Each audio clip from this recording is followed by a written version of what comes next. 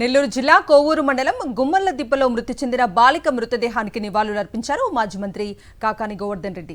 గంజాయి మత్తులో బాలికపై యువకులు దాడి చేస్తే పోలీసులు కేసును డైవర్ట్ చేస్తున్నారని మండిపడ్డారు కాకాని. రాష్ట్రంలో గంజాయి మాఫియా ఏ స్థాయిలో చెలరేగుతుందో అర్థమవుతోందన్నారు. బాలిక కుటుంబ సభ్యులను పరామర్శించేందుకు వెళ్తుంటే పోలీసులు అడ్డుకునేందుకు ప్రయత్నిస్తున్నారని విమర్శించారు. మైనర్లు గంజాయికి బానిసలై అఘాయిత్యాలకు పాల్పడుతుంటే కూటమి ప్రభుత్వం ఏం చేస్తోందని ప్రశ్నించారు మాజీ మంత్రి కాకాని గోవర్ధన్ రెడ్డి. ఇది కేవలం గంజాయి మత్తులో జరిగినటువంటి హత్య. గంజాయి మత్తులో జరిగింది.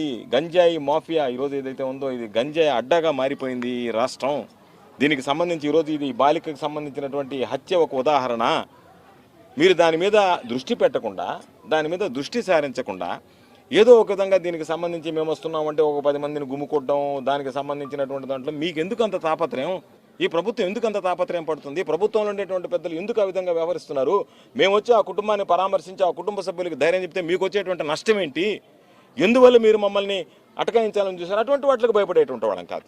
నేను కానీ ప్రసన్న కానీ మేము ఉడత బెదిరింపులకు భయపడేటువంటి వాళ్ళం కాదు. ఏదైనా సరే ధైర్యంగా మోటుకోగలిగినటువంటి వాళ్ళం, ఆ సత్తా ధైర్యం ఉండేటువంటి వాళ్ళం, పేద కుటుంబాలకి ప్రభుత్వంలో అన్యాయం జరిగితే వాళ్ళకి అండగా నిలవాలనేటువంటి ఆలోచన చేసేవాళ్ళం, నిలిచేటువంటి వాళ్ళం. దాంట్లో ఏమి రాజీ లేనటువంటి విషయం, రాజీ లేనటువంటి పోరాటం చేస్తాం ఎక్కడ కూడా.